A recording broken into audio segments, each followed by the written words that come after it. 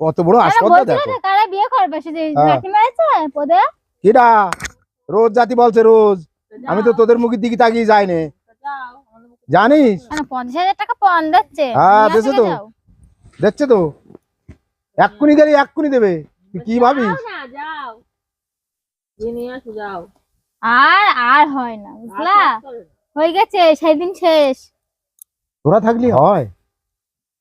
আর আমার তো পেছনে যাচ্ছে না, আমার ওই সমাজে বাড়ি, তুমি যাও। তো ওরা তো জেনে গেছে বা জানছে ওদের 32-33টা বউ ঘর, আর আসতে চাচ্ছে না কেউ আর আসে তোদের জন্য।